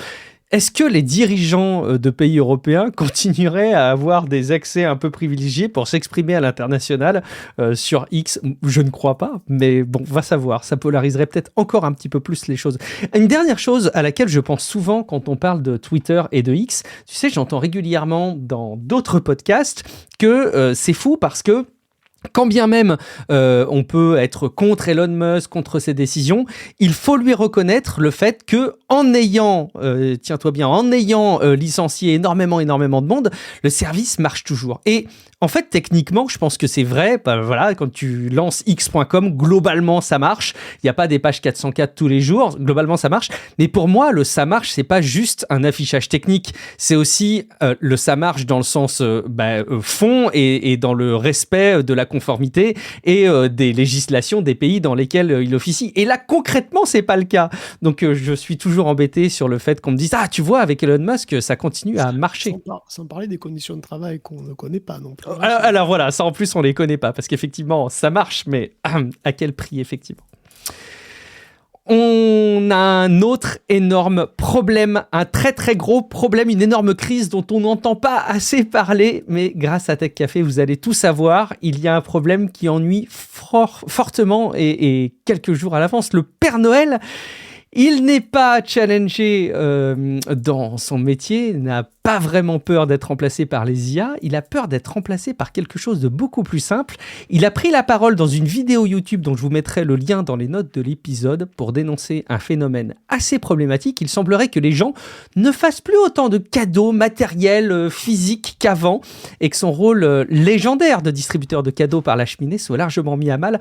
En cause, tenez-vous bien, des abonnements utiles qui rendent justice à des créateurs de contenu qui ne jouent pas la carte de la surconsommation, des abonnements à Patreon. Et oui, le Père Noël a peur que les gens s'offrent des abonnements à Patreon pour Noël, massivement même, j'allais dire, des abonnements à Patreon pour Noël, peur que les auditeurs et les auditrices du podcast n'offrent 3 mois, 6 mois, peut-être même 1 an à leurs proches. C'est notamment le cas pour les Secret Santa. Je vous connais, vous organisez là au bureau des Secret Santa en pagaille. C'est les dispositifs au bureau où on ne sait pas quoi offrir avec une somme maximum que tout le monde de toute façon dépasse pour pas être perçu comme le pingre de l'open space. Alors, bon, conseil, est-ce que vous aussi, vous allez faire de la peine au Père Noël et offrir des abonnements Patreon à Noël? Une bonne résolution qui est offerte sur une carte à vos proches technophiles. Voilà donc une bonne idée que je soulève à votre esprit. Avec l'accès à Patreon, on bénéficie d'un accès pour écouter le podcast sans la pub et puis des infos exclusives via un autre podcast, Les Coulisses de Guillaume, où je vous raconte un peu mon parcours personnel. C'est le meilleur endroit pour tout savoir en avance. Et puis, je prépare aussi pour 2026, je suis en train d'interroger un petit peu les paliers les plus importants, les pros et les VIP, pour des rendez-vous en petit comité, en live, pour parler de tech, de tout ce qu'ils auront envie d'aborder. Je crois qu'en tout cas, c'est le meilleur moment de vous abonner à Patreon, ou encore mieux, d'offrir Patreon à vos proches. Patreon.com/techcafé. Et spécifiquement pour les cadeaux, le petit raccourci, c'est techcafé.fr/cadeau. Voilà, pensez-y, ça peut être utile. Pour la suite de l'épisode, on va se focaliser sur la France pour cette seconde partie d'épisode. Et puis, on va commencer en restant en compagnie de notre cher Elon Musk, ou plus exactement de son entreprise de voitures électriques Tesla. On abandonne Starlink et SpaceX, on parle de Tesla, dont les véhicules arrivent en test, en conduite pleinement autonome en France. Et c'est vrai que c'est un sujet, parce qu'on l'avait dit déjà pour Londres, mais les routes françaises ne sont pas aussi simples que les routes américaines. Et comment ça se passe, Guillaume? Ça explose de partout ou pas? Pas trop, Tesla veut lancer les taxis autonomes, c'est vrai, et la nouvelle version de son logiciel, le FSD4 et son matos qui va avec, là, devra en être la base. Alors, qu'est-ce que ça vaut? C'est vrai qu'on peut en avoir une première idée, parce que Tesla fait des essais à Paris. C'est très instructif, parce que conduire à Paris, faut avoir un instinct de conservation assez réduit, quoi. T'as fait la place de l'Étoile, toi, faut plus avoir... voiture? Non, jamais, non, moi, à Paris, je prends le métro. Je l'ai fait 2 fois dans ma vie, je veux plus le C'est faire. déjà bien assez dangereux. Cette fin d'année, pourtant, il y a des tests d'une 30aine de minutes qui sont menés par Tesla en mode totalement autonome. Bon, il y a un employé derrière le volant par sécurité, mais bon, c'est totalement autonome.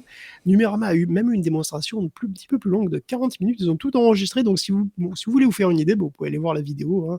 Alors ici, en audio, on peut déjà vous dire que c'est plutôt bon, en fait, voire étonnamment bon, vu le bordel que c'est de rouler en région parisienne. et en France plus largement par rapport à Phoenix, par exemple, j'imagine. Donc ils sont allés de Saint-Ouen jusqu'à Bécon-les-Bruyères. Pourquoi pas?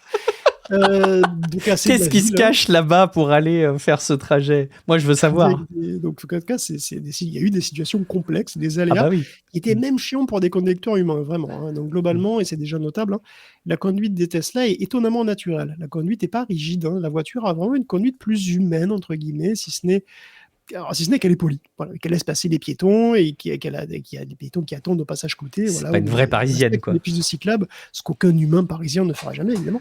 Donc, quand il y a un VTC qui bloque une voie avec un warning sur une ligne blanche continue, bah, la voiture, elle choisit quand même de traverser une ligne blanche au lieu de rester bloquée comme une abrutie pendant un temps indéfini, quoi. Elle a aussi très bien négocié des passages étroits, elle force pas, elle se range dans des petits espaces, elle laisse passer, et elle s'engage quand le conducteur fait enfin, du coup, elle s'engage euh, en fait, elle s'engage quand le conducteur lui fait signe. C'est ça qui est marrant, c'est qu'elle comprend le signal du conducteur, apparemment. Elle comprend que bah, c'est bon, elle peut y aller. Donc, elle a su gérer très bien, gérer très bien les abrutis aussi. Et ça, c'est pas mal. C'est même indispensable, hein, d'ailleurs, quand Ah, tu dois c'est conduire. Tu très rencontres tous les important. jours, plusieurs fois, hein. Là, il y a une voiture qui fonçait derrière la Tesla qui était sur le point de dépasser un camion poubelle. Puis elle a commencé à dépasser, mais elle a vu que la voiture arrivait vite, donc elle a annulé, elle s'est remise derrière, elle a laissé passer le débile, qui s'est retrouvé coincé un feu 100 mètres plus loin. Et puis après, elle est repartie tranquille, quoi. Donc il y a eu c'est quand même une démonstration assez impressionnante finalement. Le système est relativement mature. Après, la Tesla a été influencée par un camion qui a grillé un feu rouge et elle a commencé à avancer. Alors, le conducteur l'a remis dans les clous. Donc, c'est vraiment le conducteur Mm. qui a freiné. On ne sait pas jusqu'où elle serait allée. C'est pas du tout sûr qu'elle est vraiment, tu vois, qu'elle soit allée très loin. On ne sait Mhm. pas trop. Elle se sera peut-être avisée. C'est difficile à dire.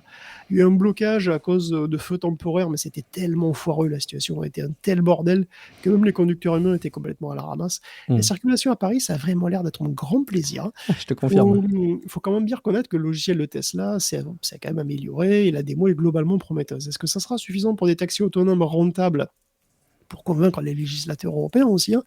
Ça, c'est pas complètement évident, mais c'est quand même impressionnant à voir. Oui, parce que les quelques petits pourcents où ça marche pas bien peuvent être vraiment problématiques. Vous savez, hein, c'est le nerf de la guerre. On ne doute pas que ça progresse énormément, mais évidemment, les quelques petits soucis qui peuvent être causés peuvent être catastrophiques. Donc, on verra comment accueillent les régulateurs. En tout cas, j'ai l'impression que les ambitions d'Elon Musk sont à très court terme. Je crois qu'il est question de printemps 2026 pour globaliser des tests. Je pense que c'est peut-être un peu chaud quand même. Quand on parle de tech et de France, on aime bien rappeler notre chouchou IA, c'est Mistral. Et justement, il arrive en version 3 et même en version light avec un nom que je trouve vraiment trop choupi. C'est Ministral. C'est trop mignon. Est-ce qu'il fait le maximum, Guillaume, Ministral? Écoute, ça faisait un petit moment, c'est vrai que Mistral n'avait pas sorti de nouvel LM pour concurrencer voilà, les armées de ChatGPT, bon, venant de l'ouest comme de l'est en fait, hein, c'est quand même avec grand plaisir qu'on voit arriver une nouvelle gamme de modèles. Alors, donc, il y a Mistral 3. Alors, en plus, c'est des modèles qui sont en open weight, hein, c'est aussi pour ça qu'on en parle, c'est que c'est vraiment, vous pouvez les télécharger, et la licence est ultra permissive, c'est à page 2. Comme d'habitude, les noms sont un peu imbitables quand même, puisqu'il y avait déjà un Mistral 3.2, donc là on parle d'un Mistral 3. En fait, il y a 4 nouveaux modèles qui sont sortis la semaine dernière. Il y a Mistral Large 3, qui est vraiment un concurrent au gros modèle chinois-américain, hein. D'ailleurs, il est comme son nom l'indique, fat, hein. Il est gros, il fait 675 milliards de paramètres. Il est comparable à DeepSeek, hein, en termes de taille, mais c'est aussi un mélange expert d'ailleurs. Et bon, c'est devenu la norme, hein. Pour les gros modèles, en tout cas, c'est devenu plus ou moins la norme dans l'industrie. Et par contre, ce Mistral Large 3 ne simule pas de réflexion, comme c'est le cas pour à peu près tout le monde, hein, comme pour DeepSeek R1 ou comme pour Claude. C'est une version donc il ne réfléchit pas pour l'instant. Il y a une version de ce type qui arrivera certainement bientôt. Donc en l'état, il est plutôt comparable à la version V3, hein, de DeepSeek par exemple. Et donc il est logiquement en retrait par rapport à un Claude ou un Gemini 3, sur tout ce qui touche au problème de science, de logique, où il faut voilà, réfléchir, quoi. Un écart qui sera probablement comblé dans une prochaine version. Par ailleurs, Mistral donc sort aussi 3 modèles qui, eux, sont accessibles au grand public. Parce que Mistral Large, c'est beaucoup trop gros pour 99,99% des machines. Et ce sont les Ministral, et oui, les Ministros, non, les Ministral. Les Ministral 3, donc il y en a pour tous les goûts. Il y a 3, 8 et 14 milliards de paramètres, ce qui signifie tout simplement que ça va du smartphone au PC de gamer, quoi, et ça fonctionne sur un petit peu tout. Globalement, on ne peut pas énumérer tous les scores, évidemment, à tous les tests, mais bon, ils se révèlent à peu près comparables à des modèles équivalents d'Alibaba. Pas meilleurs sur tous les plans, mais disons à peu près dans la même gamme de performance. Malgré tout, c'est des modèles qui ont pas mal d'atouts, parce qu'ils sont multimodaux, donc ils voient des choses, hein, et voilà, vous pouvez leur envoyer des images. Alors, comme on l'a dit, ils ont une licence qui est très permissive, vous pouvez vraiment faire ce que vous voulez avec, hein, vous faire votre business avec, il n'y a aucun problème. C'est assez rare en fait. Et puis, autre chose assez rare, Mistral fournit les modèles de base, sans fine-tuning. Les modèles bruts, après, en pré-entraînement. Et donc, c'est très bien parce que vous pouvez les personnaliser comme vous voulez. C'est ce qu'il y a de mieux, en fait, pour en faire un petit peu ce que vous voulez, vous, quoi. Et en plus de la version de base, donc il y a les Ministral base, et puis il y a aussi les Ministral Instruct, donc ceux qui sont entraînés à être des chatbots, mais qui ne raisonnent pas, juste qui discutent avec vous. Et puis il y a aussi les Ministral Reasoning, c'est-à-dire les chatbots qui réfléchissent très très longtemps. Bon. Selon Mistral, d'ailleurs, ils réfléchissent relativement bien, puisqu'ils sont plutôt économes en token. Il y a un dernier avantage qui a toujours été celui de Mistral, évidemment, hein. En tout cas, pour nous, c'est des modèles qui sont faits en France et qui sont faits en Europe, surtout, qui sont des modèles plus à l'aise avec les langues européennes, en général, que les modèles chinois, par exemple. Donc, il y a une plus grande chance qu'à taille équivalente, un Ministral soit plus à l'aise en français ou en allemand qu'un Qwen, tu vois, par exemple. Ça, c'est quand même quelque chose d'important pour nous, quoi. J'ai testé Ministral là, sur mon poste avec LM Studio. Je suis bluffé de la vitesse. Je sais pas si c'est... T'as pris lequel? T'as pris le plus petit? Le Ministral, oui, à 3 milliards de paramètres. Je crois qu'il pèse 3 gigas. C'est pas le plus aiguisé du tiroir, mais... Alors, effectivement, mais malgré tout, je trouve que ces réponses sont super cohérentes. Et encore une fois, il pond les trucs à une vitesse... Bon, je pense qu'il faudrait faire des tests beaucoup plus complets, mais le si peu que j'ai testé, je trouve qu'il va vraiment très très vite. Ça m'étonne pas, voilà, sur un mobile, comme tu le dis, ça va apporter du plus, c'est chouette. Et effectivement, ils sont plus proches que nous, plus proches de nous culturellement que d'autres, évidemment. Un petit mot peut-être sur la concurrence avec DeepSeek ou Gemini qui sortent aussi des nouvelles versions. Parce qu'on parle du lancement de Mistral Large 3, on peut aussi mentionner qu'il y a des nouvelles versions de DeepSeek. Il y a DeepSeek 3.2 qui entend évidemment réduire l'écart entre les modèles chinois et ceux de Google, hein. La cible, c'est Gemini 3 Pro, clairement. Et c'est un modèle qui réfléchit, donc le 3.2, et qui est particulièrement fort sur le sujet mathématique. Alors, pour être précis, c'est assez petit peu étrange, mais il y a deux versions. Il y a une version 3.2 Thinking, qui est, disons, classique, dans le sens, voilà, elle réfléchit, quoi, comme GPT-5, par exemple, hein. D'ailleurs, elle est apparemment compétitive avec GPT-5 High. Et donc, déjà, il y a une version aussi spéciale. J'invente rien, elle s'appelle V3.2 spéciale. Et elle est encore plus forte, apparemment, sur le code et les maths que Gemini 3, en tout cas dans 3 tests sur 4, ce qui est quand même assez remarquable. Donc, ça montre que les Chinois sont pas loin derrière, en fait, hein. Ils sont vraiment pas loin. Gemini, c'est le nouveau roi des benchmarks, hein, donc c'est la cible à abattre. Anthropic a répliqué, donc il se murmure qu'il y a un GPT 5.2 qui est imminent. Évidemment, Google est bien conscient de ça, et donc ils ont lancé eux aussi une version encore plus puissante, une version débridée en quelque sorte de Gemini 3, qui est encore plus forte que la version normale de Gemini 3 Pro, hein, qui atteint 41% sur Humanity Last Exam et 45,1% sur RKGI 2. Avec des outils, cela dit. Bon, après, honnêtement, on s'en fout parce qu'elle est accessible qu'aux gens qui payent 275 balles par mois pour être abonné ultra. Donc vous l'utiliserez probablement pas, hein, à moins d'avoir de très très bonnes questions à lui poser. Enfin voilà, la bataille continue de faire rage et les LLM progressent quand même de petit à petit. Et même les LLM open source, parce que je rappelle que les DeepSeek sont des modèles open source et que donc, sous réserve d'avoir une très très grosse machine, vous pouvez avoir un équivalent de Gemini 3 Pro chez vous. Formidable. Il y a quelques jours, on se moquait allègrement enfin surtout moi d'ailleurs, hein, je veux dire, d'un robot russe qui avait une attitude qui donnait vraiment un sentiment ridicule. On aurait dit qu'il était entraîné sur des démarches d'alcoolique, qu'il s'était cassé la figure sur scène en laissant des boulons un peu partout par terre. Ils avaient glissé les présentateurs à un drap noir rapidement. Il y avait eu des réactions critiques, par contre, qui disaient ok, vous rigolez, mais on ne devrait pas en rire parce que eux, ils avancent en matière de robotique, alors que nous, en Europe, on n'a rien. Et là, qu'est-ce que j'apprends grâce à toi, Guillaume? Une société française veut créer le robot humanoïde européen. C'est Uma, pas Uma Thurman, Uma. Et ben oui, on retour en France avec 2 nouvelles startups autour de l'IA auxquelles on souhaite bon vent, comme pour Mistral. C'est Gradium et Uma. Alors Gradium a été fondé par des anciens de DeepMind, Meta et QTI. Donc ils ont d'ailleurs une filiation nette avec QTI puisqu'ils veulent créer des modèles vocaux. Ils vont se focaliser sur la voix, hein, vraiment. Et QTI avait sorti Moshi, un modèle qui était nativement vocal. Oui. C'était plus un proto qu'autre chose, mais c'est déjà prometteur. Donc QTI QTI en fait c'est une organisation à but non lucratif. Gradium sera vraiment une startup, c'est une startup qui a déjà levé 70 millions pour vraiment commercialiser des produits autour de cette idée. Alors Uma par contre, effectivement, elle veut se concentrer à du solide, hein, du matériel, du métal, des moteurs, des robots humanoïdes. Donc Uma, ça veut dire en fait Universal Mechanical Assistant, et Uma veut créer une sorte d'Optimus européen. Alors, vous remarquerez que quand on parle de robots, c'est très très souvent des Américains ou des Chinois, et c'est très très peu des Européens, et C'est donc vrai. l'IMA aimerait que ça change. Et bon, bah, nous aussi, évidemment. Alors, parmi les fondateurs, on a des gens qui viennent de chez Hugging Face ou Google Brain, hein, et parmi les investisseurs, on a Xavier Niel ou Guillaume Lample de chez Mistral, ou même Yann Lequin d'ailleurs. Partir de zéro, c'est quand même difficile, hein, parce que souvent, bah, c'est des constructeurs auto, enfin, c'est des gens qui ont déjà voilà, un secteur industriel derrière, hein. Il y a Tesla ou Xpeng, c'est toujours. Évidemment, c'est peut-être plus facile. Donc, on est quand même très curieux de voir ce que ça va donner. On devra avoir des démos dès 2026, donc espérons que ça marche bien. On croise les doigts. On passe à la rubrique jeux vidéo avec une grande nouvelle, une grande arrivée. Les domiciles arrivent dans World of Warcraft, je les appelle comme ça moi. On va pouvoir avoir notre petite maisonnée, mais attention, hein, a priori tout le monde ne pourra pas venir faire du démarchage et du porte-à-porte chez vous, Guillaume. Comment ça se présente exactement ça ? Heureusement, écoute, une news spéciale dédicace pour toi. Mais oui, 20 ans plus tard, quand même, World of Warcraft lance le housing. Eh oui. Les domiciles, effectivement. Je crois que c'était sorti ça. Je crois que c'était sorti depuis 2 ans. Moi. Il y avait les fiefs. C'est peut-être que je confondais avec les fiefs, pardon. Ok. Ouais, c'est les maisons de guilde alors, les fiefs, c'est ça ?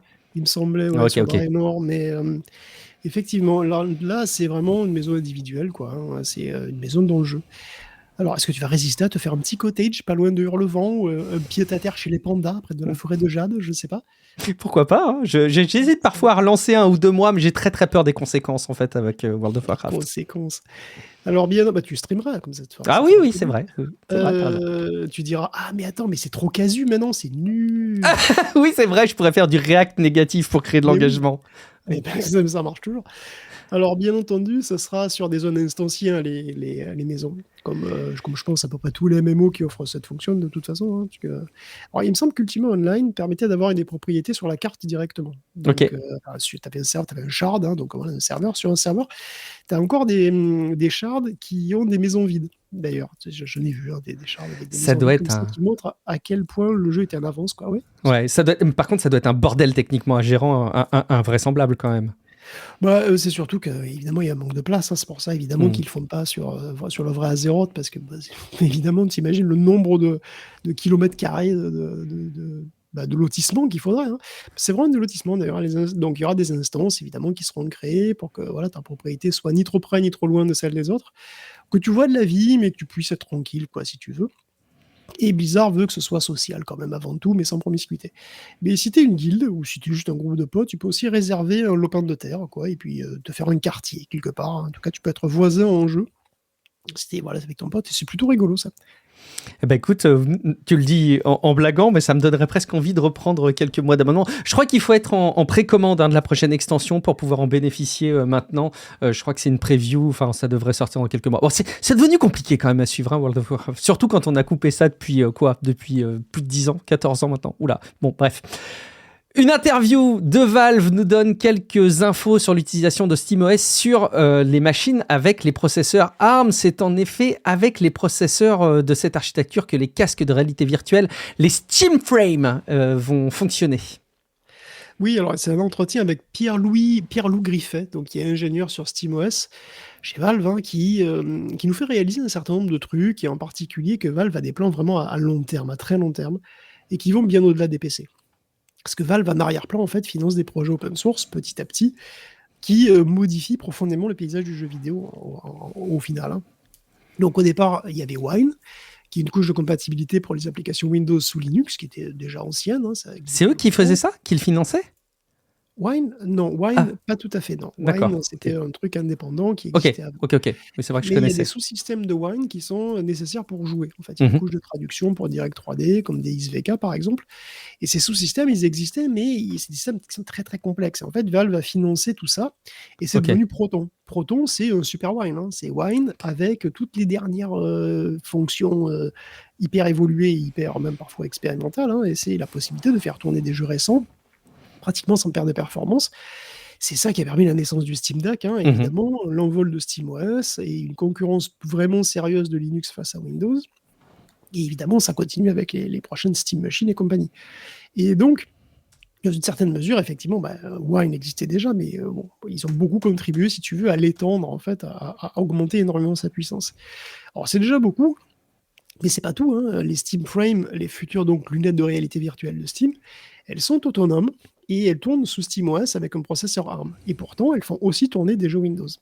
Et si c'est grâce à Fex, qui est un émulateur, et qui permet de faire la traduction ARM Intel. Et Fex est aussi financé par Valve. Ça, c'est un truc qu'on n'avait pas réalisé. Enfin, que moi, je n'avais pas réalisé. C'est même Valve qui en est à l'origine. Et c'est Valve qui paye des développeurs à plein temps dessus depuis 7 ans. Ah vache. Oh, le Et projet Proton de aussi, marathon. Proton, c'était une quasi-initiative de Valve. Bon, alors, mais c'est vrai, effectivement, c'est une partie de Wine, donc c'est vrai que c'est moins évident. Mais avec Fex, c'est évident. C'est un projet Valve, vraiment. Ok. C'est financé par Valve. Et Fex plus Proton, ça permet de lancer des jeux Windows sur n'importe quoi, enfin, en tout cas, n'importe quoi qui fait tourner Linux, et Linux tourne sur n'importe quoi, plus ou moins. Donc, évidemment, ça change complètement la donne. Android lui-même est un noyau Linux, en fait.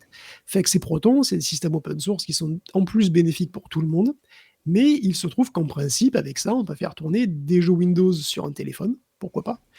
Et donc, Steam n'est plus un magasin de jeux PC sur PC, ça devient un magasin de jeux tout court. Un point, c'est tout. Il est partout. Ça fait presque 10 ans, en fait, que Valve prépare ce moment. Depuis leur première Steam Machine, ils rêvent de pouvoir faire tourner n'importe quel jeu, enfin les jeux en tout cas de leur magasin absolument partout, de faire mettre Steam partout, quoi. Et donc, sans se soucier de la machine ou du système d'exploitation, ils savaient pertinemment que c'était une vision de long terme, parce que tu peux pas demander aux développeurs de développer pour chacune des plateformes. Donc, en fait, c'est eux qui ont fait le chemin. Ils savaient très bien que c'était un boulot, mais de titan. Et ça fait 10 ans qu'ils sont dessus. Et ça commence à porter ses fruits. Le Steam Deck, c'est déjà énorme, parce que le Steam Deck, mine de rien, c'est un nouveau type de machine, en fait. Ça n'existait pas avant, les PC portables, consoles comme ça, de ce format. Et en fait, c'est juste le début, en tout cas, des ambitions de Valve. C'est fascinant, effectivement, de voir cette évolution. On aime bien ces projets de la part de Valve, en tout cas. Et puis, il n'y a pas, pour terminer cet épisode de Tech Café, il n'y a pas que Warner Bros. Quand on parle de rachat. Ça concerne aussi les rachats Electronic Arts, évidemment. Ouais, juste un petit mot pour dire qu'on a eu un peu plus d'infos sur le rachat d'Electronic Arts par les Saoudiens, et qu'en fait, c'est vraiment ça. D'ailleurs, la dernière fois, quand on en a parlé, on disait que donc EA était racheté par un consortium constitué du PIF, de Silver Lake et d'Affinity Partners. On ne savait pas les proportions. En fait, le PIF, il n'est pas du tout gadget. Bon, je pense que je fais ça à chaque fois. Ça marche à chaque fois, moi, ça me fait sourire à chaque fois. Donc. Le PIF, donc, le fonds saoudien, donc, il est, c'est Public Investment Fund, je crois, PIF. Et donc, le PIF, c'est 93,4% départ. Silver Lake, c'est que 5,5% départ. Il y a 1% pour ce qui reste, consortium, c'est vite dit, c'est les Saoudiens, quoi. Et on se rappelle que c'est encore une plaisanterie à 55 milliards de dollars, quand même, dont 20 milliards de dettes. Ça aussi, ça me fascine. 20 milliards de dettes dont on a appris qu'en fait, ça sera celle d'Electronic Arts. Parce que c'est Electronic Arts qui va contracter le prêt. La situation, elle est complètement absurde. Electronic Arts, c'est pas une boîte en difficulté. Si vous avez des doutes, Electronic Arts, c'est 7 milliards. Ils sont pas en redressement de judiciaire. Ah oui, 7 milliards par an. C'est 1 milliard de bénéfices par an. Ah oui, dans quel monde une boîte qui est méga rentable comme Electronic Arts se fout un prêt de 20 milliards de dollars sur le dos pour être rachetée par, en plus, notre pays, quoi. Enfin, et par des Saoudiens, je veux dire, avec tous les risques que ça comporte, y compris en termes d'image de marque, parce qu'on va dire que on va dire qu'ils n'ont pas eu que des bons, tu vois, au niveau réputation, c'est diversement apprécié, quoi. C'est assez délirant, quoi. Et alors, je suis sûr qu'il y a beaucoup de cadres multimillionnaires qui vont trouver leur compte dans ce truc-là. Et franchement, je ne comprends pas l'idée, quoi. Hyper étrange et curieuse orientation qu'on ne manquera pas de suivre là aussi. Merci infiniment pour votre écoute et d'avoir suivi cet épisode de Tech Café en notre compagnie. Merci d'être toujours aussi fidèle. Abonnez-vous si jamais vous découvrez évidemment ces épisodes. Je vous invite aussi à vous abonner, alors d'une part au podcast, aux vidéos, mais aussi à la newsletter techcafé.fr/newsletter, ou même dès la page d'accueil, vous avez le lien d'inscription pour recevoir chaque semaine le condensé des articles qui ont servi à la veille des épisodes. Et puis, vous pouvez aussi discuter entre vous et avec nous sur le serveur Discord, techcafé.fr/Discord. Peut-être même que vous aurez la chance d'y croiser, sans doute sans le savoir, Guillaume Poggiaspala. En attendant, Guillaume, où on te retrouve ? Moi, la semaine prochaine, on va pas me retrouver, je pars en virée offline, mais par contre, je vais garder un petit Mistral dans ma poche pour me souffler des réponses. Évidemment que tu l'auras avec toi, il ira très très vite, merci infiniment Guillaume, profite bien, on te retrouve évidemment pour l'épisode supplément, comme on les appelle, en cette fin de semaine pour ce week-end, et puis après, on ne doute pas que tu vas aller profiter de cette période de fin d'année pour prendre un petit peu de repos aussi. Je suis Guillaume Vendée, vous me retrouvez sur YouTube, sur Twitch, chaque vendredi matin de 10h à midi, et puis globalement sur les réseaux sociaux. Merci infiniment pour votre fidélité. Rendez-vous dans quelques jours pour un prochain épisode de Tech Café. Ciao à toutes et à tous. Ciao à tous.